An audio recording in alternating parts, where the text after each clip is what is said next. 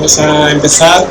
Bueno, muchísimas gracias a los que os habéis quedado, muchísimas gracias a los que habéis venido de nuevas. Ya sabéis que estáis en el área de la ciencia, que es el espacio de ciencia de la Feria del Libro, que localizamos la Estación Experimental del CEDIN, el Instituto de Astrofísica de Andalucía, el CSIC, el Consejo Superior de Investigaciones Científicas, el Parque de las Ciencias, y de que este año además cuenta con financiación de la Fundación Española para la Ciencia y la Tecnología. Hoy el tema, toda la programación es sobre el concepto de frontera, y hoy era el tema dedicado a esas dos fronteras que marcan nuestra existencia, la del nacimiento y la de la muerte. Hemos transitado con Bárbara, que está por ahí, las primeras etapas de esa primera frontera, la formación de los embriones, y ahora nos vamos a la última, porque como os he dicho antes, a los que os habéis quedado, si hay algo cierto es que todos los que estamos en esta área de la ciencia, todos los que están en esta plaza, la vamos a palmar. Tarde o temprano, la vamos a palmar. Esperemos que sea más tarde que temprano. Decía el físico y grandísimo divulgador Jorge Wagensberg que la muerte es la más sorprendente de todas las noticias previsibles. Y es verdad, porque es que la muerte es algo cotidiano. Cada minuto muere un montón de personas en el mundo, pero todavía tenemos cierta cosilla hablar de la muerte, ¿no? Nos da cierto pudor. Y eso que, como dice Woody Allen, tiene que estar muy bien, porque nadie ha vuelto a ello, o sea, que tiene que estar genial, ¿no? Además, si lo pensáis, el concepto de muerte es un concepto derivado exclusivamente de nuestra consciencia humana. Por ejemplo, para un físico, la muerte es simplemente una reorganización atómica. Los átomos, los míos, nuestros protones, van a seguir estando ahí, simplemente se reorganizan de otra manera. Para un químico, exactamente igual, es simplemente un cambio de transición en la química que se hace de una manera, pasa a ser de otra, pero por lo demás no hay mucha más diferencia. Es nuestra consciencia la que carga, cultural, emocional, religiosa, como queráis, esas dos transiciones de fase que definen su existencia, el nacimiento y la muerte. Hoy os invito a hablar sin pudor, sin prejuicios, sin ningún tipo de escalofrío por la espalda, de la muerte.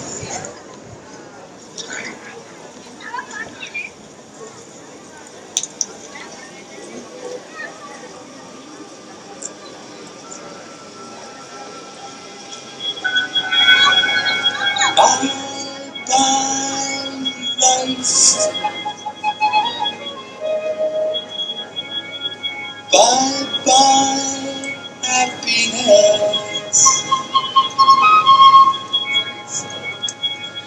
Hello loneliness. I think I'm gonna die.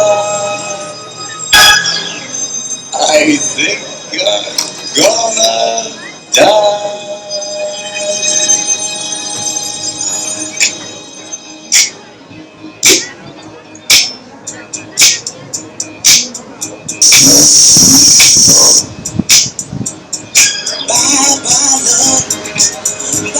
Sweet caress, hello emptiness. I feel like I could die. Bye bye your life goodbye. Bye bye my life goodbye. Bye bye your life goodbye. 2, 3, 4, 5, 6. Bye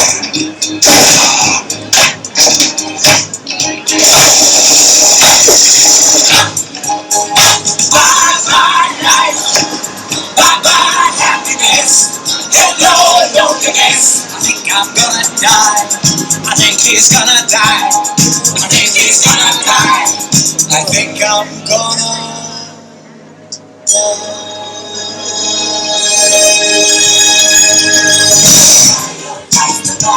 La la la la la la la la. I think he's gonna die. La la la la la la la la la. La la la la la la la. La la la la la. Joder, se me hace un aplauso, me cago en la leche. Me vamos a las 5 de la mañana, va a ser el primer vídeo de esta. Bueno, vamos a hablar del DN, y es curioso porque uno de los primeros aspectos que vamos a ver hoy es que seguro que en el cine o en la televisión habéis visto cuando hay un asesinato, hay un cadáver, que llega el forense o la forense de turno, le echa un vistacillo y dice: ha muerto a las 8:45 AM, con 33 segundos, UTC. Pues eso es una de las cosas más complicadas que hay en antropología forense. Determinar lo que se llama el periodo post-mortem. Y precisamente para hablarnos de esto, de la dificultad que entraña el determinar exactamente la hora en la que cruzamos la frontera de la muerte, pues tengo la suerte enorme de contar con Susana Escudero. Dale un fortísimo aplauso, por favor. Susana estudió filología inglesa, pero su vida laboral ha estado centrada en el periodismo. De hecho, actualmente ejerce como redactora de Canal Sur, de la televisión andaluza. Estos que se me pegan. Para darle más emoción, ¿eh? La próxima vez no me des las hojas tan pegadas. Más emoción. Bueno, Susana, como digo, estudió filología inglesa, pero su vida laboral ha estado centrada en el periodismo. De hecho, actualmente ejerce como redactora en televisión andaluza, donde ha participado en multitud de programas de radio y de tele, muchos de ellos de divulgación científica, como el fantástico Desafío Ártico, ganador de los prestigiosos premios Iris del Jurado 2022. Susana es además una extraordinaria divulgadora científica, con multitud de charlas en eventos de tanto prestigio como Naucas, y además es formadora de divulgadores y divulgadoras junto a Carlos Centeno, que es director de comunicación de la OGR. Un buen día, Susana llegó y me dijo: me voy a hacer un máster de antropología física. Y se lo hizo. Y se convirtió en una de las mejores divulgadoras de antropología forense de este país. Susana, te invito a que te sientes un segundito. Se ha pasado porque es mi amigo, ¿vale? Teniendo en cuenta. Bueno, Susana, sobre todo lo primero de todo, ¿por qué es tan complicado, tan complicadísimo el determinar la hora de la muerte de un cadáver? Vale, de forma sencilla. Cuando un cuerpo desaparece y de pronto aparece fallecido, tú puedes encontrar el cadáver y puedes determinar aproximadamente en qué fase está del periodo de descomposición. Es más, hasta puedes decir con bastante precisión en qué fase está, porque hay distintas fases que se atraviesan desde que morimos, comienza el proceso de descomposición hasta que finalmente, si lo modificas, se son los huesos. Entonces tú puedes saber más o menos en qué fase estás, pero ¿qué ocurre? Que para llegar a esta fase, la 1, la 2, la 3, la 4, tiene que haber una serie de condicionantes externos que hacen que se atraviesen de forma más rápida o más lenta. Con lo cual tú puedes determinar el momento de descomposición, pero si no sabes en qué condiciones se ha producido, puede variar mucho los tiempos para llegar ahí. Lo alucinante es que precisamente para responder esta pregunta de la hora de la muerte, se creó una de las cosas más alucinantes, una de las historias más alucinantes que yo he escuchado, no he escuchado en mi vida, que son las granjas de cadáveres. ¿Qué diablos es una granja de cadáveres que te doy el poder? Pues con ese nombre, una granja de cadáveres es, aunque pueda parecer otra cosa por el nombre, es una instalación científica en donde se estudia a tiempo real el proceso de descomposición del cuerpo humano y se hace poniendo cuerpos de personas fallecidas a descomponerse bajo diferentes condicionantes. Son instalaciones, como digo, científicas, donde se estudia ese proceso pormenorizadamente por parte de especialistas, suelen estar cercadas, valladas para que no se vea el interior, para preservar la intimidad de las, no ya personas, los cadáveres que hay dentro, y también, evidentemente, para no herir sensibilidades de las personas que están fuera. Suelen estar habitualmente un poco lejanos de centros urbanos y dependen todas de universidades que forman parte, bueno, pues de sus instalaciones. ¿Y a quién se le ocurrió esto de las granjas de cadáveres? Bueno, pues esto se le ocurrió a uno de los antropólogos forenses más importantes de Estados Unidos y yo diría que del mundo. Se llama Bill Bass. Y os recomiendo que leáis sus libros porque son maravillosos de divulgación científica y también tiene libros escritos con un periodista a medias con casos de crónica negra que son fabulosos. Bill Bass llevaba mucho tiempo ya ejerciendo como antropólogo. No, todavía no queremos ver a Bill Bass. Vildas, como digo, llevaba mucho tiempo ya ejerciendo como antropólogo, había visto bastantes casos y ya era una pregunta que le rondaba en la cabeza cómo intentar resolver la pregunta fundamental de cuándo se ha producido un asesinato, porque a partir de ahí es cuando se puede empezar a tener muchísimas más pistas, muchísimos más datos de quién puede haberlo perpetrado. Hubo un caso a finales de 1977 que fue el que le dio la puntilla. No os lo voy a contar entero, es un caso fascinante, pero para resumir, apareció un cadáver de un cuerpo que la policía dijo que era un cadáver fresco, él llegó, lo vio, coincidió que como mucho esa persona llevaba un año muerto, pero cuando continuó la investigación y tuvieron todos los datos, se dieron cuenta que era un coronel fallecido en la Guerra Civil Americana. Se confundió 117 años a la hora de datar la muerte.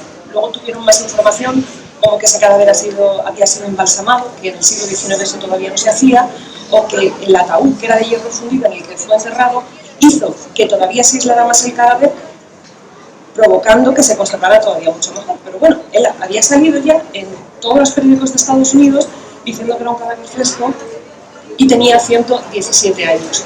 A partir de ahí, como os digo, no fue solo por este caso, fue por una trayectoria que ya llevaba, pero este caso sí fue el que le hizo determinarse a crear una instalación científica en la que estudiar el proceso de descomposición humana y 3 años después, en 1980, finales de 1980, abría sus puertas el Centro Antropológico Forense de la Universidad de Tennessee. Eso que estáis viendo ahí, el que está detrás de la valla es Vildas, esa es una imagen de la primera granja de cadáveres.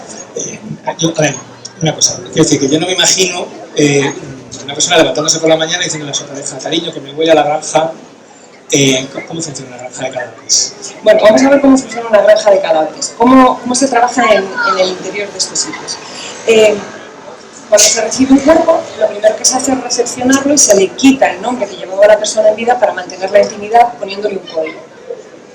Como curiosidad, cuando la primera granja de cadáveres fue abierta y determinaron qué tipo de código les iban a poner, la policía de Tennessee, cuando aparece un muerto, ponen primero 1977 y luego el orden en el que ese muerto ha aparecido, 1, 2, 3, 4. Bueno, en la granja de cadáveres lo hicieron al revés.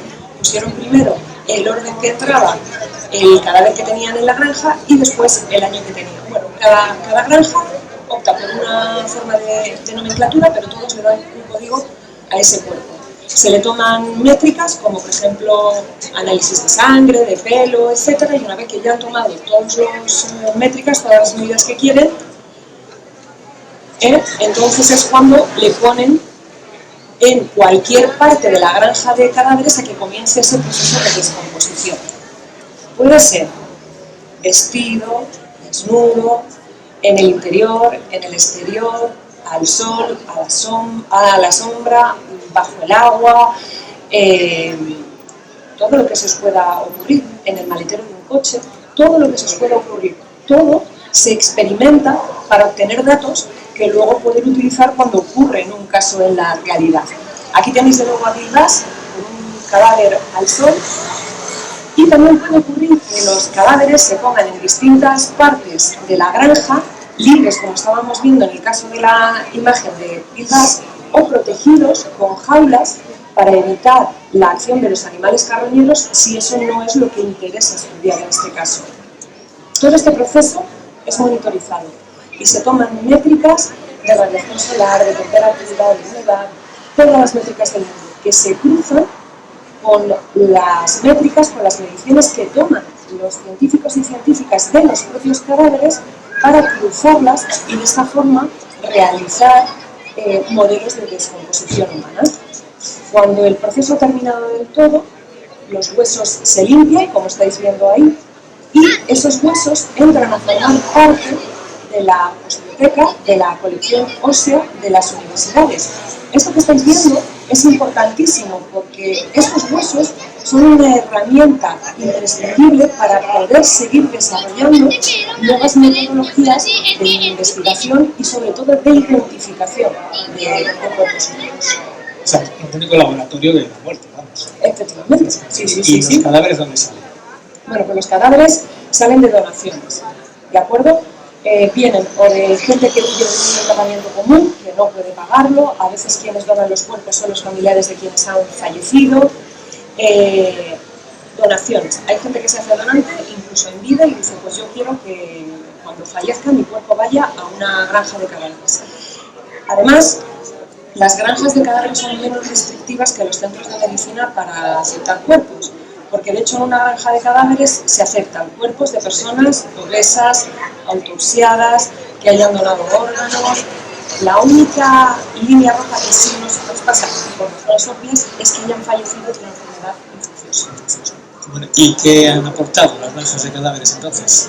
Bueno, pues un montón de resultados de investigación, muchísimos, imposible que los contemos todos, ¿no? Pero por dar algunas pinceladas para que os hagáis una idea. Por ejemplo, en entomología, estudiando los insectos que intervienen dentro del proceso de descomposición, podemos saber, también estudiando esos insectos, en qué fase, en qué momento de la descomposición está ese cuerpo. ¿Qué tipo de insecto es? Porque claro, ya se sabe perfectamente cuál es la fauna de insectos que intervienen a lo largo del proceso. Es más, no solo qué insecto o insectos hay, sino en qué fases. ¿Es una pupa? ¿Es una crisálida? Con los insectos, evidentemente, pues tienes como una especie de reloj para saber cuánto tiempo lleva esa persona fallecida. Además de la entomología, estudiando los gases que desprenden los cadáveres. También a lo largo del proceso de descomposición se emiten gases. De hecho, los cuerpos se hinchan mucho en algunas de esas gases. Estudiando esos gases también podemos saber en qué momento estamos en descomposición. O estudiando los cambios químicos que se producen en el suelo donde están los cadáveres. Son unos cambios que también están hiper mega estudiados. Hago un análisis del suelo, veo qué cambios químicos se han producido y a partir de ahí puedo obtener mi reloj. Esto está produciendo, como ocurre muchas veces en ciencia, que empiezas a estudiar una cosa y le empiezas a encontrar aplicaciones nuevas. Pues he leído que en Estados Unidos quieren colocar detectores en drones para que desde el cielo sobrevolando puedan detectar los cambios químicos del suelo y así saber dónde hay un cadáver cuando lo están buscando. O sea que es una aplicación nueva que se ha obtenido a partir de... ¿Y hay más aplicaciones aparte de estas nuevas? De los cambios químicos del suelo, que yo sepa no, pero seguro que los hay, fijo, vamos, fijísimo. Y la última, ¿vale? Y quizá la que está ahora mismo en un boom increíble y es la más novedosa. Y es estudiando las colonias de bacterias que intervienen en el proceso de descomposición. Siempre se creía que esas bacterias eran las que nosotros tenemos en el cuerpo humano, pero ahora eso ya se sabe que no, porque por ejemplo también hay intercambio de bacterias con las que traen los insectos. Entonces, estudiando este conjunto de bacterias que se llama necrobioma, se están obteniendo resultados espectaculares para poder determinar más o menos cuánto tiempo lleva un cadáver fallecido. Bueno, pero yo creo que aquí te pongan una granja de cadáveres al lado de casa no tiene que ser el plato de gusto y seguro que ha habido voces en contra de este tipo de instalaciones. Sí, evidentemente, sobre todo al principio, Vivas lo cuenta en su libro La granja de cadáveres, que cuando pusieron la primera los vecinos decían que se veían los cadáveres desde sus casas, que llegaban a ir mal, todas esas cosas ya se han mejorado, pero evidentemente no suele ser una instalación que a nadie le guste tener cerca de su casa. Pero más allá de lo que puedan decir las personas, ¿no?, en contra de estas instalaciones, también hay algunos científicos que no están del todo, no iba a decir de acuerdo, ¿vale?, pero que no les parece que todo sea la panacea de las granjas de cadáveres, porque dicen que es muy difícil extrapolar los resultados que se obtienen en una granja donde tienes todo tan hipermedido y sabes en todo momento cuáles son las condiciones que se han producido en torno al proceso de descomposición. Es muy difícil extrapolarlo a la realidad, donde tú encuentras un cadáver y lo que decíamos al principio, puedes saber más o menos en qué fase está, pero no sabes el tiempo que ha pasado hasta llegar hasta ahí. ¿Y cuántas granjas de estas hay en el mundo? Vale, bueno, por cierto, os digo que las granjas de cadáveres también tienen usos docentes. Aquí hay estudiantes que cada año aprenden cómo excavar, cómo intervenir en fosas comunes en casos de derechos humanos. También se forman los cuerpos jurídicos y los cuerpos de seguridad de Estados Unidos, e incluso los perros especializados también en la búsqueda de cadáveres se forman en estas granjas. Ahora mismo, en la actualidad, hay esas que estáis viendo ahí. Son 7 en Estados Unidos, una en Canadá, en la India llevan años queriendo abrir 2 sin conseguirlo, y en Australia hay una, y están a punto de abrir una segunda. Y en Reino Unido estáis viendo un cerdito porque hay granja de cadáveres pero no de personas, porque la normativa no lo permite y se utilizan animales, sobre todo los cerdos, que son los que más se parecen a los humanos. Bueno, alucinante esto de las granjas de cadáveres, la verdad que es flipante. Os pido un aplausazo para mi colega Susana.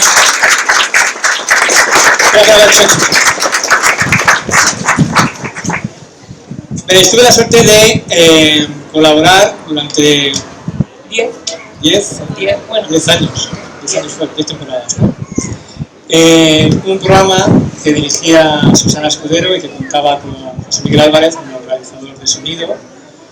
Se llama El Radioscopio y, como toda la vida, pues murió. Las cosas nacen y mueren. Aquel programa murió.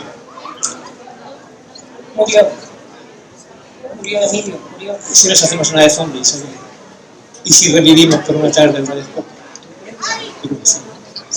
Venga, vamos a ver. Aquel programa empezaba así.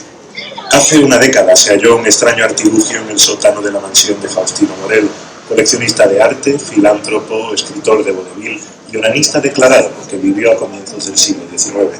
Se desconoce la fecha de construcción de dicho aparato, su fabricante, motivo e incluso función. El radioscopio. Hay mucha más ciencia de la que crees.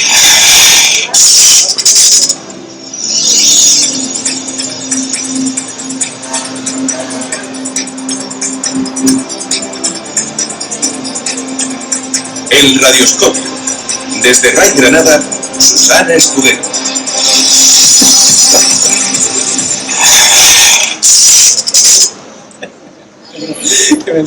Bueno, como ahora es un programa de radio, podemos leer el guión, ¿vale? No tenemos que disimular. El programa empezaba siempre tal que así. Hola, muy buenas tardes y bienvenidos al Radioscopio, en este caso al Radioscopio Zombie, un programa de, bueno, ya sabéis que era de Canal Sur Radio, pues ahora es de aquí, de la Feria del Libro de Granada, y ya está aquí con nosotros, como cada viernes, luego también fue los domingos, pero eso hablamos en otro momento, nuestro divulgador, Emilio García, aunque quienes escucháis el programa ya sabéis que en realidad nunca terminó la carrera. No era tan entusiasta en el programa. ¿No? No, yo creo que se te ha notado que llevas un tiempo ya más suelta. Perdón, sigue, perdón. Bueno, pues eso, divulgador, ¿de qué vamos a hablar hoy? ¿Tú nunca te has preguntado qué hay después de la muerte? Sí, que viene un señor blanco con barba y no sé. Me refiero, ¿a qué ocurre con nuestro cuerpo? A nivel celular, después de la muerte. Hombre, pues yo creo que intuitivamente lo que todos tendemos a pensar es que celularmente nos vamos a negro, nos vamos apagando y bye bye.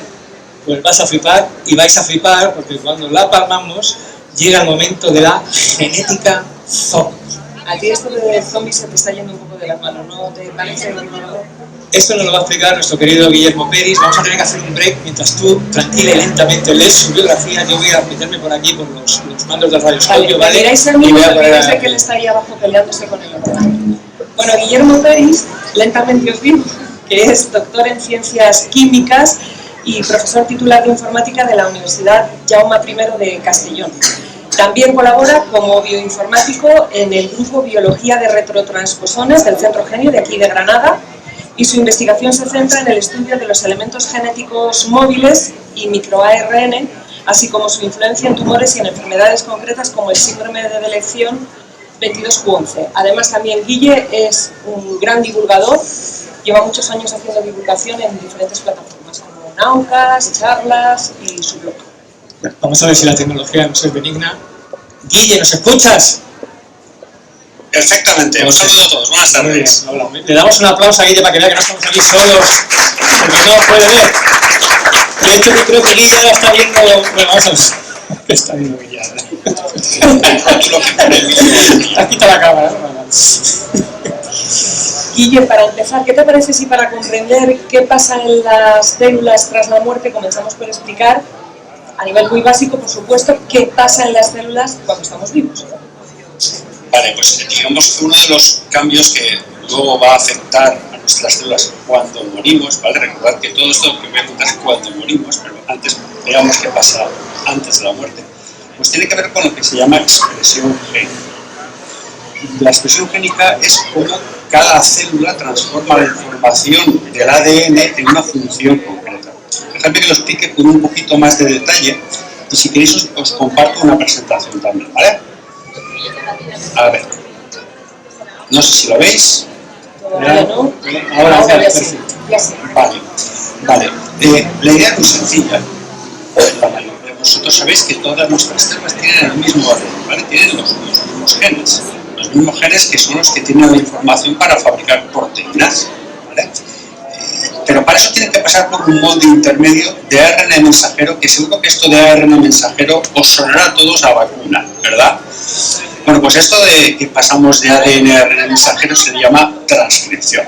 Pero fijaos que es curioso porque no todas nuestras células tienen los mismos genes, la misma información genética, pero nuestras células son distintas. Tenemos más de 200 tipos celulares. Tenemos células neuronas, células musculares, células de la piel. Y eso es porque cada una de nuestras células coge la información que le interesa para darle una función a esa célula. ¿Vale? Tradicionalmente se ha llamado expresión génica a las proteínas que tenía cada célula. Es decir, cada célula transformaba la información del ADN en un grupo de proteínas. Pero ahora ya sabemos que, aparte de este ARN mensajero que fabrica proteínas, también hay un ARN que no fabrica proteínas, se queda como tal, como ARN, que se llama ARN no codificante, porque no codifica proteínas, y que tiene mucha importancia a la hora de definir la función de la célula. Y ahora tendemos a llamar expresión génica a este conjunto de ARN, este transcriptoma. Y es esto justamente una de las cosas que cambian las células cuando morimos. Vale, todo esto está muy bien, Guille, todo esto es lo que ocurre cuando estamos vivos, es casi la definición de vida todo este proceso, pero uno piensa que cuando la palmamos, pues la maquinaria celular se apaga y todo esto se termina, ¿no? Y bueno, es lo que podríamos pensar así sí, intuitivamente. Nos morimos y ahora todo se acaba, ¿no? Todo se va a negro. Pero claro, en nuestras células pues hay moléculas, hay química y parece razonable pensar que todo se va a ir diluyendo poco a poco. Dejadme que os lo voy a explicar con una especie de célula modelo. Espero que la veáis bien. Sí. Esto sería una célula que vamos a pensar que tiene 100 genes, ¿vale? Cada cuadradito sería un gen, ¿vale? Según la célula hay genes que fabrican proteína y hay genes que no la fabrican, ¿vale? Entonces yo os he puesto en negro, en oscuro, los genes que no fabrican proteína o fabrican muy poquito, ¿vale? Bueno, realmente es ARN que fabrica, ¿vale? Porque ya he comentado antes que hay ARN que pasa proteína y hay que no. Y aquí lo que tenéis en más clarito, más amarillo, son las células que fabrican mucho, los genes que fabrican mucho ARN. Entonces, lo que comentabas tú, Emilio, es que la idea que tenemos es que estamos vivos, como veis ahora, y de repente se va todo a negro y estamos muertos. No es tan sencillo porque, como decía, hay química, aún funciona de alguna forma la célula, y parece más razonable pensar que poco a poco nuestra célula se va apagando, se va oscureciendo, ¿vale? Y cuando se hacían experimentos con animales y medíamos el ARN de toda una célula, pues veíamos esto. Pero la sorpresa vino cuando hace unos años, en torno al año 2017, unos investigadores fueron a mirar qué ocurría con cada gen en concreto, no con la suma del ARN de total, sino con el ARN de cada gen. Y lo que encontraron fue que sí que es verdad que va disminuyendo poco a poco el ARN, pero de repente, y aquí viene la sorpresa, despiertan genes. Es decir, hay genes que después de muertos se activan y se ponen a trabajar como locos para fabricar ARN.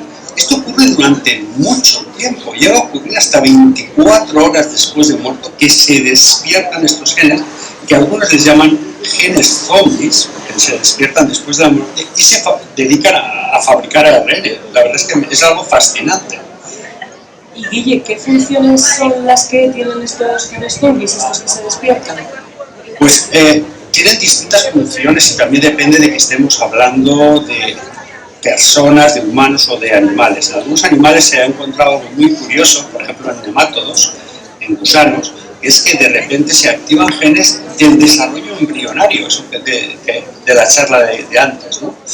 Y es algo increíble, pero en humanos hubo unos investigadores que, para ver qué ocurría con personas, se fueron a buscar una base de datos que se llama GTEx, en la cual muchos donantes, como los de las granjas de cadáveres, pues han donado células de su cuerpo de distintos tejidos y cada vez que donaban se anotaba el momento en que la muestra se preservaba, se congelaba. Es decir, sabemos en qué momento hemos guardado esa célula, es decir, cuánto ha transcurrido desde la muerte hasta que hemos guardado esas células. Con un protocolo siempre muy preciso y muy limpio. Y entonces, contestando a tu pregunta, Susana, lo que vieron es que básicamente hay muchos genes que se activan, pero básicamente son los genes que hacen que la célula se descienda. La célula dice, aquí está pasando algo raro. Y una de las cosas raras que pasa es que no le llega oxígeno, básicamente pues porque estamos muertos. Entonces, a la célula no le llega el oxígeno y una de las cosas que hacen es activar los mecanismos de respiración anaeróbica, sin oxígeno. Pero también se observó una cosa que es muy curiosa, que es que además de por tejidos, dependía del tiempo, del momento. Os voy a poner ahora una especie de representación de qué ocurre en nuestro cuerpo a medida desde que morimos.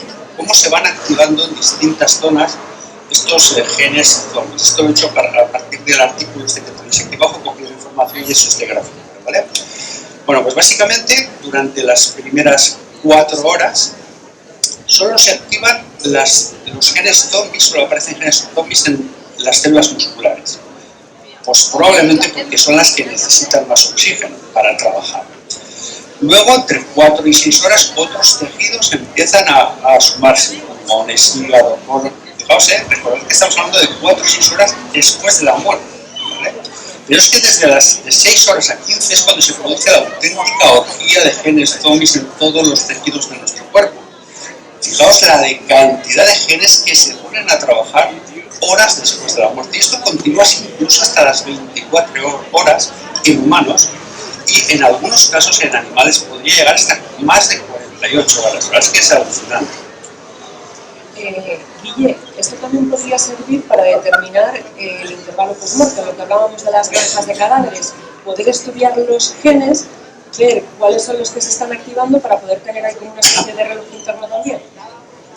Bueno, como ya has comentado tú antes, Susana, lo de intervalo post-mortem es un tema bastante complicado, pero justamente estos investigadores hicieron algo bastante alucinante, que es que obtuvieron esta base de datos y lo que hicieron fue coger tejidos y donantes, un grupo, ¿vale? Un grupo de tejidos y donantes para entrenar una inteligencia artificial, algo de lo que ahora se habla mucho. Y dejaron a otros grupos de donantes para ver si la inteligencia artificial acertaba. Bueno, pues crearon un modelo matemático con estos donantes, con los tejidos, y utilizando solo el ARN de unos genes y de unas células concretas, llegaron a determinar la hora de la muerte con solo 10 minutos de error. Solo 10 minutos, que ya quisieron muchos investigadores de intervalo post-mortem. Pero claro, aquí hay una trampa. Esto es muy bonito, lo han hecho con muestras de personas, controlada la limpieza de la extracción de muestra, medido el tiempo, esas personas no tenían ninguna patología previa, vamos, que esto lo aplicas a un cadáver que te encuentras en la calle al sol y no funciona de ninguna manera. A mí me alucina esto de que realmente es como que no se enteran de que el cuerpo ha muerto, ¿no? Que están... Sí, es la propia inercia de la biología celular, o sea, mientras hay moléculas van reaccionando y de alguna forma queda una energía en las células y con esa energía se pueden catalizar reacciones, se pueden hacer cosas. Yo te quería preguntar si aparte de, bueno, la posibilidad de determinar el intervalo post-mortem, que ya has dicho que es complicado si las condiciones ambientales, ¿tiene más aplicaciones esto de la genética zombie?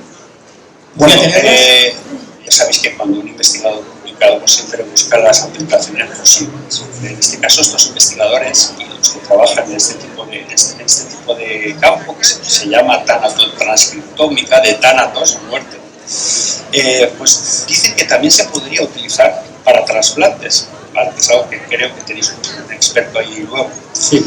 Y es que la idea es que los órganos se deterioran muy rápidamente después de la muerte, incluso aunque estén en frío.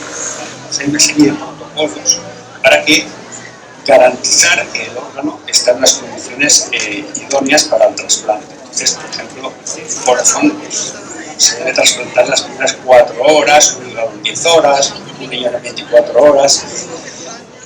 Por precaución, los órganos que se pasan de este tiempo se desechan y por lo que me han dicho los expertos sobre el tema, no son pocos, podría ser una cantidad relativamente importante. Y claro, estamos perdiendo órganos. Entonces, si conociéramos cómo se expresa el ARN en células muertas en distintos tejidos, quizás podríamos pensar en un test para decir si un órgano sigue siendo válido para el trasplante más allá de ese tiempo de protocolo, ¿vale? No estoy muy seguro de que esto se pueda hacer. De todas formas, una cosa que siempre que cuento en mis charlas es que quizás debemos de pensar, la sociedad debe de dejar de pensar en qué aplicación tiene esto, ¿vale?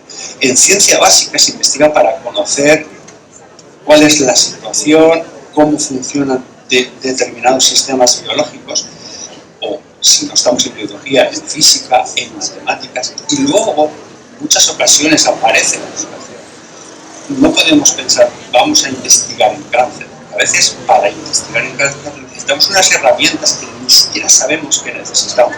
Entonces quizás debemos de empezar a pensar, dejar de pensar para qué sirve esto y apostar por este tipo de investigaciones que, aunque aparentemente parezca que no sirven para nada, quién sabe si nos pueden servir, y es lo que se conoce en ciencia básica y que yo defiendo porque es un poco lo que hago yo, claro. Y también no me tienes que convencer de eso, soy astrofísico. Todo el día haciendo eso no vale para nada, para hacer, que no vale para nada. para hacer dentro. Que no lo eres, que no acabaste la carrera. Verdad. Guille, gracias. Me confieso a todos, un saludo grande. Un fuerte aplauso para Guille. Muchas gracias, Guillermo, genial.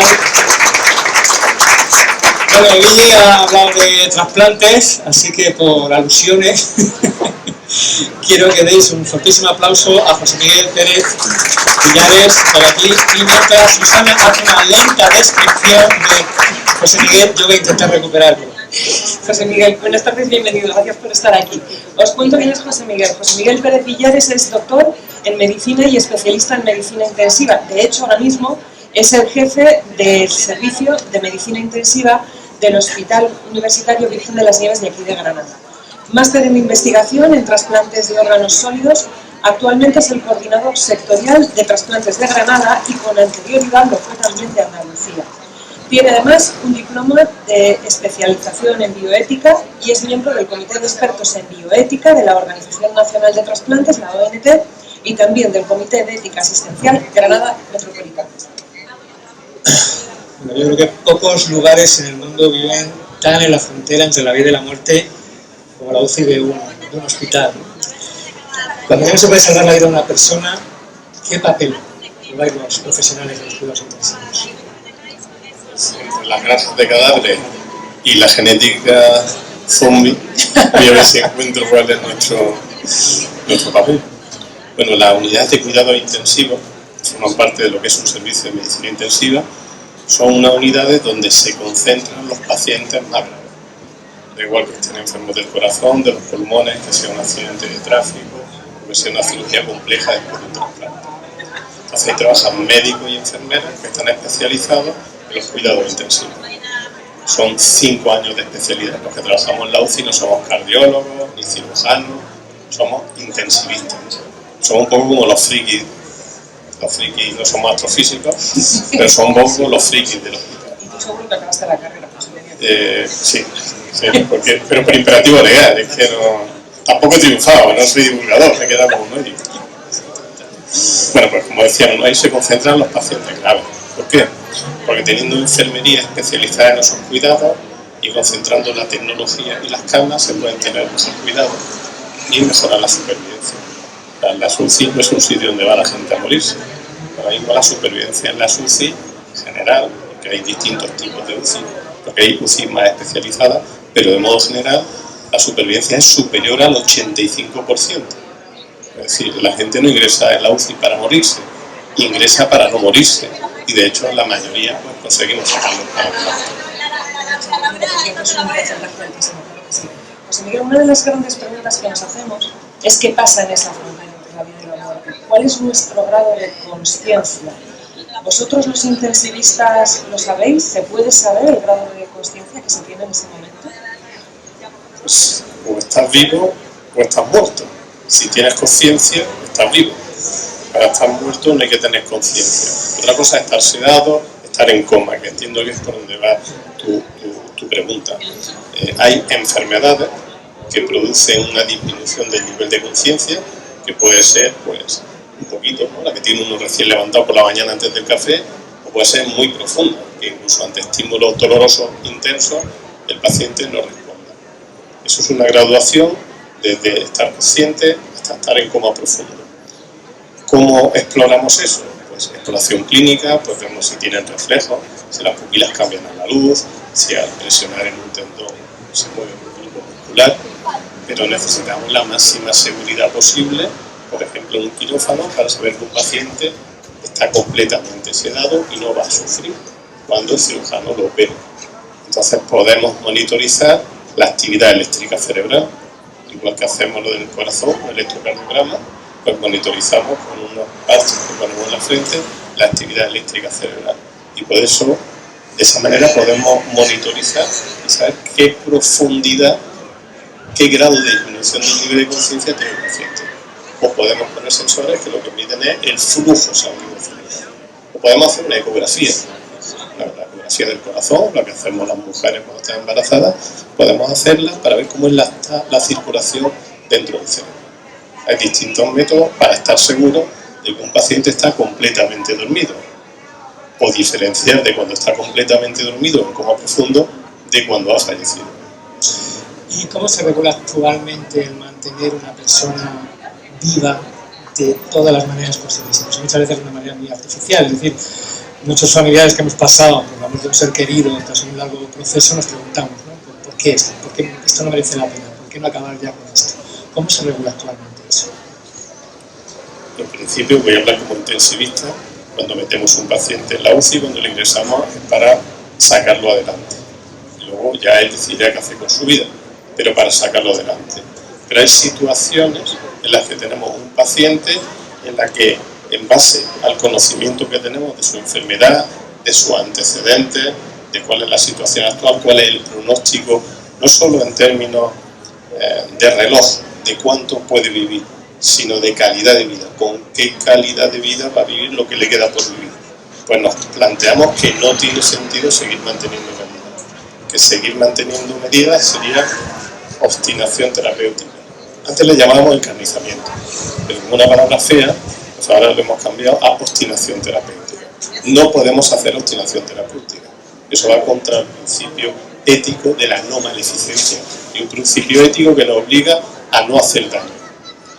No hacer daño significa también no hacer cosas inútiles, porque generan una falsa esperanza, porque atentan contra la dignidad, ¿no?, de la persona que está ahí.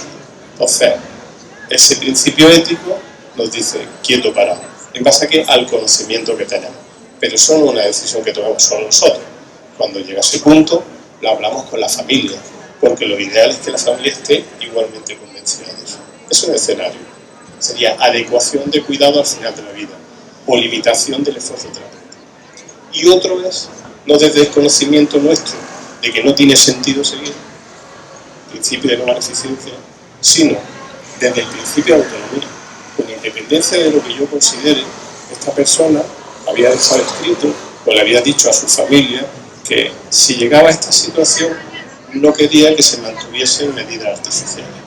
Entonces ahí no está el principio de no maleficencia, ahí está el principio de autonomía. Ahí no está lo que los médicos y enfermeros pensamos, sino está lo que pensaba esa persona. Y eso es el concepto de rechazo del tratamiento. Una cosa es la adecuación del cuidado al final de la vida, los médicos, no hacer cosas inútiles, otra cosa es rechazo del tratamiento, el principio de autonomía. Yo así no quería seguir. En ambas situaciones nos ponemos de acuerdo y se retiran las medidas de soporte vital. ¿Eso mata al paciente? No, al paciente lo mata la enfermedad que lo ha puesto en esa situación. Las medidas de soporte son para dar tiempo a ver si se cura o no.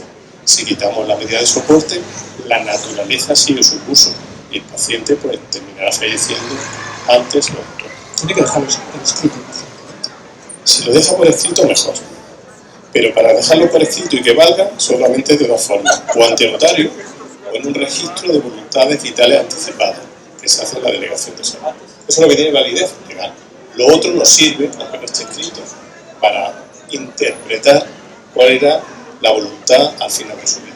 Pero entonces un familiar podría llegar un momento que decidiera, mira, esto ya no tiene ningún sentido. Él no ha dejado escrito nada o ella no ha dejado escrito nada, pero esto ya es mantener el principio de autonomía ya aquí. Y podría decidir esa persona. Esa es la pregunta clave. Es decir, si yo tengo una persona con la que puedo hablar, puedo preguntarle, ¿quieres o no quieres? Si no puede hablar, porque está en coma, porque no tenemos señal, porque está muy grave, entonces hablamos con su entorno, familia, y eso se llama toma de decisiones por representación. Yo no sé lo que él quería, pero tú que lo querías, que has vivido con él, en situaciones como esta, él te ha dicho, si yo me viera así no querría seguir, o si yo me viera así sí querría seguir. Esa es la pregunta. Cambiamos un poquito de tercio y hablamos de trasplante de órganos. Precisamente el momento de la muerte, el paso de esta frontera es clave. Si las personas han decidido que van a donar órganos, ¿no? Son fundamentales estos tiempos, ¿no? Porque hay una regla, la regla ética en trasplante es que no podemos matar a alguien para sacarle los órganos. No podemos funcionar en modo chino. En modo chino, yo puedo decir, ¿no? China durante muchos años ha tenido un número de donantes difícil de explicar. Entonces resulta que muchos de los fusilados, voluntariamente, antes de ser fusilados, ¿no? Habían decidido ser donantes. Claro, en ese momento está uno para pensar en eso. Bueno, la comunidad internacional y concretamente España, que lidera a nivel mundial también respetar todos los principios éticos en materia de donación y trasplante, le dijo que igual tenían que hacérselo ver y cambiar un poco el modelo. ¿De acuerdo? Entonces, lo primero que uno tiene que estar es muerto. ¿Hay donación de vivo? Sí hay donación de vivo. Yo puedo tener un hermano que necesita un trasplante renal y resulta que somos compatibles inmunológicamente. Pues entonces yo le dono un riñón en vida a mi hermano. Incluso puedo donar un trozo de hígado. El hígado tiene dos trozos, uno más grande y uno más pequeñito. Yo me puedo quedar con el trozo más grande y le puedo donar un trozo de mi hígado, se llama split, a un familiar. Eso se llama donación de vida. Incluso puedo donar un trozo de pulmón o un pulmón. Lo que pasa es que cada trasplante que he dicho tiene más riesgo. El de donar un riñón, el riesgo para el donante es como el de cruzar la calle que me atropella. Poco. Si dono el hígado, un poco más. Si dono el pulmón, un poco más. Pero se puede ser donante. La otra forma es ser donante de cadáver. Has fallecido y habías dejado escrito, le habías comunicado a tu familia que al fallecer quería ser donante. Y hay dos tipos de donantes: a corazón parado, muerte encefálica, y a corazón latiente, donación asistolia. Perdón, donación. Lo he dicho al revés, discúlpame. Donación asistolia a corazón parado y en muerte encefálica a corazón latente. Muerte encefálica sería persona que ha tenido un accidente de tráfico, ha tenido una lesión cerebral catastrófica, ¿de acuerdo? Y le hacemos las pruebas clínicas y las pruebas complementarias, que puede ser un electroencefalograma, puede ser una ecografía, puede ser una escala, y comprobamos que ya no está vivo. No hay actividad en la cabeza, ha fallecido, pero el corazón todavía late. ¿Por qué? Porque el músculo. Nosotros cortamos una flor, la ponemos en un vaso de agua, ¿la flor está viva o está muerta? La flor está muerta, pero durante un tiempo todavía huele. Bueno, pues sería lo mismo, o sea, el corazón sigue latiendo, pero la persona ha fallecido. Se llaman donantes a corazón latiente, donantes en muerte encefálica. Hasta ahora eran la mayoría de los donantes en España, pero desde hace unos años hemos desarrollado los programas de donación asistolia, que es diferente. Alguien que se le para el corazón y después de pararse el corazón puede ser donante. ¿Qué diferencia hay entre uno y otro? Que si el corazón está latiendo, los órganos están recibiendo oxígeno y no entran, no se activan los genes zombies. ¿De acuerdo? Pero en la donación a corazón parado, el corazón está parado, deja de perfundir los órganos. Entonces la organización en el hospital que hay que hacer cuando hay un donante en asistolia es mucho más compleja, porque tiene que ser más rápida que cuando es una muerte encefálica que tiene otros tiempos, porque el corazón todavía está latiendo, los dos están muertos. Aquí va yo con esto, el protocolo para certificar esto. Los especialistas, Mira, cuando es muerte encefálica hacen falta firmar tres personas diferentes cuando va a ser donante. Si no va a ser donante, no se aplica esta ley. Esto que me estás preguntando es cuando alguien fallece y va a ser donante. Si no va a ser donante, un médico firma el certificado y ya está. Va a ser donante. Pues hace falta tres personas que una tiene que ser una especialista en neurología o neurocirugía. La otra persona tiene que ser el responsable de la UCI donde está ingresado al paciente o en quien él delegue, es el médico de guardia. Y un tercero que suele ser el médico que hace el electroencefalograma o el escáner o la prueba que confirma la actuación clínica del fallecimiento. 3. Si es donación asistolia, un médico firma el certificado de fallecimiento, porque parece más sencillo diagnosticar la muerte por criterios circulatorios, es decir, el corazón no late, pues si no late, no late. Pero hay que distinguir cuando es muerte encefálica que no estuviera en una situación de coma profundo. Por eso ahí se exige que sean 3 especialistas. Y de nuevo lo que estábamos hablando, ¿no? De la frontera entre la vida y la muerte, de cómo cuando alguien atraviesa la frontera y fallece, sin embargo le da el pasaporte de la vida al convertirse en donante a alguien que necesita su órgano. Mira, eso no sé desde el punto de la astrofísica o de los genes, pero lo más parecido a un milagro que uno ve en un sitio como la UCI, donde sacamos adelante el 85%, pero se nos mueren todavía el 15%, es que una familia en una situación que ha recibido la peor noticia de su vida, tu padre se ha muerto, tu hija se ha muerto, tu pareja se ha muerto, en esa situación sean capaces de pensar en otras personas y decir, bueno, yo estoy sufriendo, lo he perdido, pero puedo dar la vida a 1, 2, 3, 4 personas. Tuvimos hace unos meses una donación pediátrica, que es lo más duro. Imaginaos, ¿no? Si todo es duro, imaginaos en esa situación. Y haciendo la entrevista con la madre de donación, la madre dijo, sí, por supuesto. Y no nos dijo por qué hay niños en lista de espera que necesitan un órgano, que es verdad. Nos dijo, ¿yo sabéis por qué he dicho que sea la donación? Para que otra madre no pase por lo que yo estoy pasando. Pues fijaos, y en ese momento, en vez de enfadarse y darle una patada a la pared, lo que le dan una patada a la muerte, dice, no, le salvamos la vida a 1, 2, 3 o 4 niños. Eso, ¿no? Para José Miguel. Gracias. Muchísimas gracias, José Miguel. Muchísimas gracias.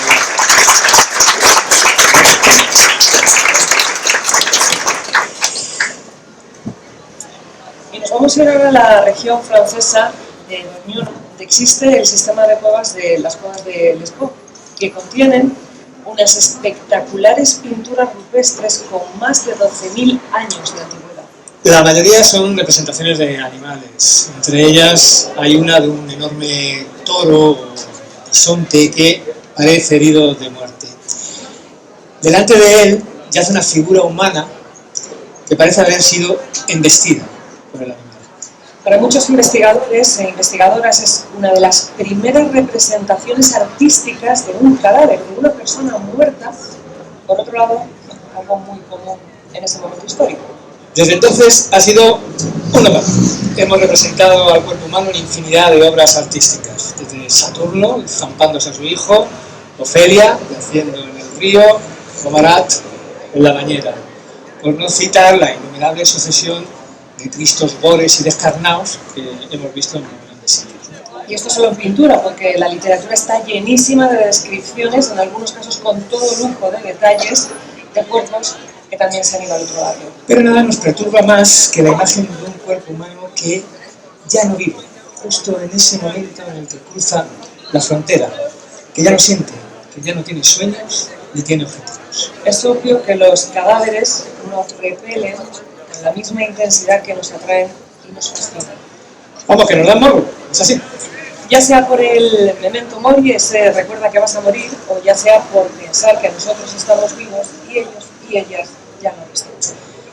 En diciembre del pasado año, el grupo de teatro y danza de la Universidad de Granada estrena Homo Mortis. Es una obra sobre la disociación entre la representación del hombre muerto, de la historia del arte, y el hombre como agente de muerte.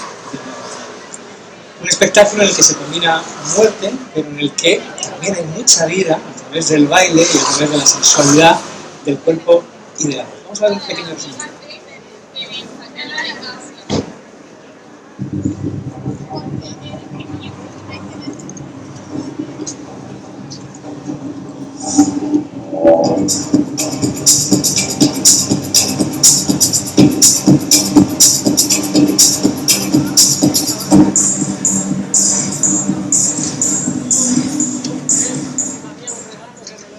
Bien, pues para hablar de esta obra y de lo que ha representado la imagen del cadáver en el arte, tenemos a su director, Mario de la Torre, para el que también os pedimos, por favor, un fuerte aplauso.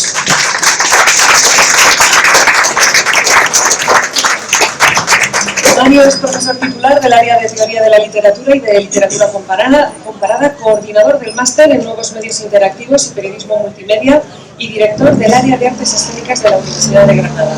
Es también COIP del proyecto I+D Transidentidades, Subjetividades, Exilios y Escrituras y subdirector de la revista Imposibilia. Ha escrito artículos, ensayos, libros y como realizador ha ganado más de 80 premios en festivales de todo el mundo e incluso ha sido nominado a los premios Goya en 2 ocasiones, en 2009 con el documental Raga y en 2018 con Primavera Rosa en México. Y déjame hacer un poquito de promo, ¿vale? Mario es parte fundamental, clave de un maravilloso proyecto que se llama Espacio 3, que podéis disfrutar cada mes en el Palacio del Almirante. Está ideado por una compañera nuestra, Sara Casoli, es parte fundamental porque estábamos desesperados, no encontrábamos sitio hasta que apareció este ángel que extendió sus alas y dijo: tengo un palacio para vosotros. En el Albaicín. En el Albaicín. ¿Os vale? Nos vale, nos vale, nos vale. Y nos cedió el Palacio del Almirante. Allí cada mes podéis asistir y vais a ver una pequeña impro, un pequeño microteatro y una charla de divulgación completamente nuevo cada mes en un circuito que se repite 3 veces. ¿Vale? Es una auténtica pasada y os lo recomiendo muchísimo. Mario, empiezas la obra como Mortis con un cuerpo desnudo en el escenario y una frase proyectada que es demoledora. Os habla un cuerpo que no habla. Pero en realidad los muertos sí nos hablan. Nos hablan mucho. Se han empleado a lo largo de la historia para comunicar muchas cosas. Sí, bueno, los muertos no hablan, y si hablan corre o no sé, asústate mucho. No, la cuestión es que los cadáveres hablan, ¿no? Y en la historia del arte han hecho reflejo de la utilización del cadáver para contar muchas cosas, ¿no? La obra nace precisamente con un cadáver, una experiencia que tuve hace un año en París. Me invitaron al Collège de France para una conferencia y eso está al lado del Panteón de París, que es el sitio, si no lo conoces, donde se entierran a todas las grandes nombres, autoridades de la cultura francesa, de la alta cultura. Y justo tenía la entrada al primer turno, tenía el vuelo para Granada al mediodía, por lo tanto tenía que ir a esa hora. Y justo cuando iba, en el lateral justo del Panteón, había un chico muerto boca abajo, de unos 20 años. La gente pasaba y nadie se paraba, hasta que de repente, bueno, pues intervenimos un par, llamamos a la policía. De ese contraste, de ese joven, de que todo el mundo pasaba, de que no había ningún tipo de atención sobre él, y el impacto de entrar en el Panteón, donde están enterrados más de 70 personas, que son grandes nombres como Cortés, como Rousseau, Victor Hugo, etcétera, etcétera, y solamente 6 mujeres, todo dicho sea de paso, pues nace la obra, ¿no? De cómo de repente se puede hacer con esos cadáveres un monumento nacional y después ignorar a la gente que está en la calle. Pero nos cuentan también cosas, ¿no? Por ejemplo, si pensamos en el origen del hombre, de la humanidad, también nos lo cuentan los cadáveres. Dice Margaret Mead, una antropóloga estadounidense, que para ella el origen de la civilización es el haber encontrado el cadáver de una persona con un fémur roto. ¿Por qué? Porque eso significa que hay una comunidad, una civilización, aunque sea incipiente, que ha protegido a ese individuo de la comunidad para alimentarle, darle agua y hacer que subsista. Y lo mismo que Margaret Mead encontraba en este ejemplo, un caso de civilización, también los cadáveres nos hablan de deshumanización, ¿no? En la obra aparecen recreaciones de muchas muertes y sobre todo de las fosas comunes, ¿no? En España sabemos que hay muchas por descubrir. Ayer salía a los medios una noticia de un grupo de investigadores, antropólogos de la UGR, que habían descubierto una fosa con 10 cadáveres de personas con las manos atadas a la espalda y con un tiro en la cabeza. No hace falta ser muy imaginativa para recrear en nuestra cabeza esa imagen de cómo murieron y de la poca dignidad que se le dieron a esas personas. Mario, y hablando del arte, ¿por qué nos ha atraído tanto a lo largo de la historia representar artísticamente cadáveres, cuerpos fallecidos? ¿Es también un elemento de transgresión? Sí, evidentemente de transgresión y sobre todo actualmente. Si pensamos como en la, digamos, en la vida capitalista donde se nos impulsa a consumir constantemente, lo que menos nos quieren es mostrarnos a la cara nuestra condición de mortales, que nos vamos a morir, que estamos aquí poco tiempo comparado con la historia del mundo, ¿no? Y la cuestión es que sí, que es una clara transgresión. Cada vez, al menos en mi caso, estamos menos en contacto con la muerte. Me acuerdo cuando era niño, yo soy de pueblo, y de repente mis abuelos me llevaban a ir a las casas donde habían muerto las personas mayores, ¿no? Y de repente era un niño y veía a las personas muertas. Me acuerdo también cuando siendo niño se creó el primer tanatorio y ya a partir de ahí ya no vi ningún muerto, excepto los míos cercanos, ¿no? Hay un distanciamiento por la transgresión que genera, pero sobre todo la transgresión es eso, que nos recuerda a nuestra condición de mortal. En Homo Mortis, en la obra hablas del mito de Polinices. Tú lo conocéis, el mito de Polinices, ¿no? Yo tampoco. Fui a la Wikipedia a mirarlo y eran dos hermanos griegos que se dieron de tunda hasta que se mataron simultáneamente. Entonces el tío de Polinices, es decir, el padre del otro hermano, pues a su hijo evidentemente lo enterró con toda gloria y todo boato, y al otro pues, lo dejó por ahí abandonado. He hecho una versión de Alcorcón del mito griego, ¿vale? Pero aquí lo importante es que el cadáver también se ha utilizado muchas veces como elemento político, como muestra de superioridad o incluso como un trofeo, ¿no? Yo he sido capaz de matar a mi enemigo y te lo muestro. Hay una serie que me viene a la cabeza reciente, que es El cuento de la criada, que está inspirado en una novela maravillosa de Margaret Atwood, del mismo nombre, y salen muchas escenas en las cuales pasean las criadas y pasan al lado de cadáveres que están, de personas que han ahorcado, ¿no? Lo que vienen a ejemplificar serían las consecuencias de transgredir la ley, es decir, si no cumples con la norma, lo que te espera es la muerte. Eso es la ficción, pero si nos vamos a lo que sería el mundo real, tenemos las ejecuciones públicas, ¿no? Para las personas que se le condena a muerte, tradicionalmente ese tipo de ejecución no era en privado, sino se hacía de manera pública para que la gente lo visitara y que sirviera como elemento aleccionador, ¿no? Esto que puede pasar, claro, no podemos pensar en el pasado, en la Revolución Francesa, por ejemplo, pero el último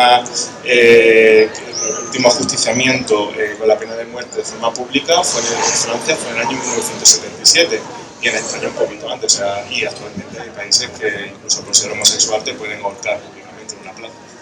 También transcribes el horror de la pena de muerte en el caso de George Sidney, que es ese joven negro que fue ajusticiado en la silla eléctrica, aun sabiendo que no era culpable del crimen del que se le acusaba. Es una historia en la que se basó después Stephen King para la famosa novela La Milla Verde. En este caso, Mario, el muerto como espectáculo del horror, pero también como vehículo de miedo, de venganza y, como decías ahora con respecto a los ajusticiamientos públicos, de advertencia. Claro, ahí sería la utilización de ese mecanismo de la muerte como miedo, ¿no? Hay evidentemente una retórica, ha hablado de literatura, por ejemplo, en el cual pues, se habla del dolor que ocasiona la muerte.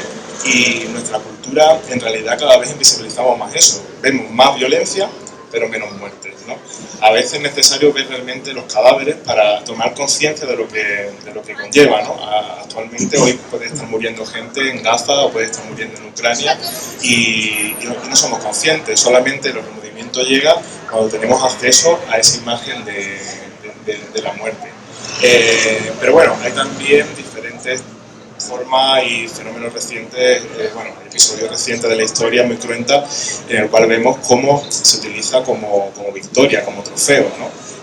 Cuando estábamos montando la pieza, hay una escena también inspirada en lo que sucedió en octubre de 2023, de hace unos meses, con el ataque de Hamas, ¿no? A lo que sería esa rave y esa fiesta, donde luego después en redes sociales se difundieron pues, imágenes de jóvenes que eran alzados como trofeos, ¿no? Sí, luego vamos a hablar un poquillo de ello más. En 2012 se estrenó un documental, también es un documental que más me ha dejado la piel de gallina, se llama The Act of the Killing, En este documental, los miembros que quedan vivos del Escuadrón de la Muerte en Indonesia son ya unos señores muy mayorcitos, pero han sido los mayores bestias pardas que ha habido en Indonesia. Se cagaron 1 millón de personas en apenas 1 o 2 años, entre el año 1965 y 1966, y en ese documental recrean cómo hacían las matanzas. Las recrean como si estuviera haciendo un teatrillo de instituto, ¿no? Se coloca uno, otro, pues yo le cogía así, le cortaba, entonces aquí no sé cuánto, como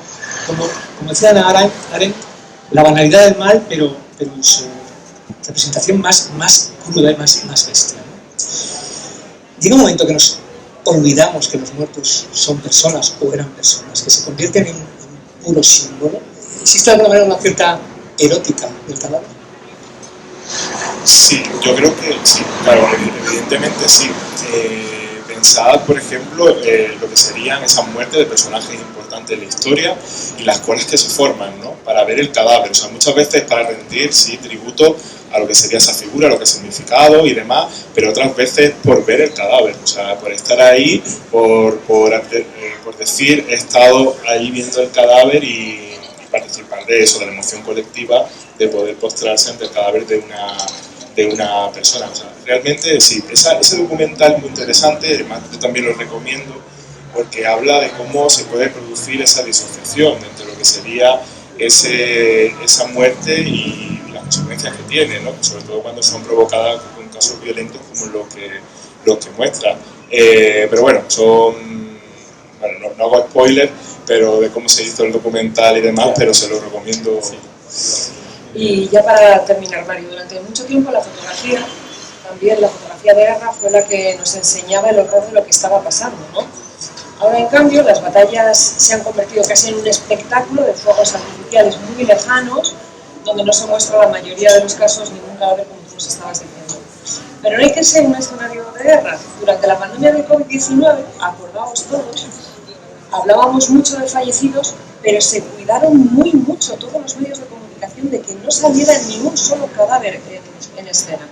Y también, bueno, nos puede ocurrir en redes sociales con actos violentos y demás. ¿Cuál crees que es nuestra relación actual con la representación de la muerte? Ya lo has comentado antes. Sí, pero cierto también algo de un apunte sobre la pandemia. Yo creo que la pandemia fue un buen ejercicio periodístico porque teníamos que sobrevivir psicológicamente, bueno, físicamente las personas que estaban expuestas al virus y psicológicamente ante el horror que estábamos viviendo y que no sabíamos lo que estaba sucediendo, ¿no?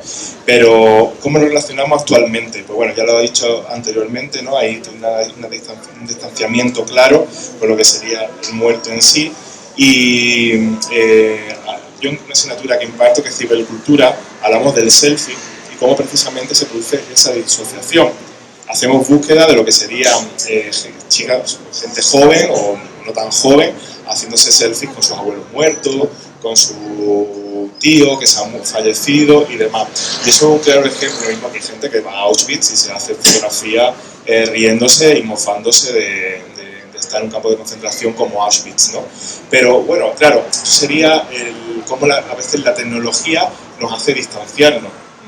A veces también el retrato de los muertos ha servido, por ejemplo, la Primavera Árabe, que es un movimiento que sabéis que arrancó a finales de diciembre de 2010, sirvió para que la gente hiciera fotos de los cadáveres y poderlo difundir. Actualmente no, o sea, actualmente tenemos el problema de lo que sería las burbujas, el filter bubble, ¿no?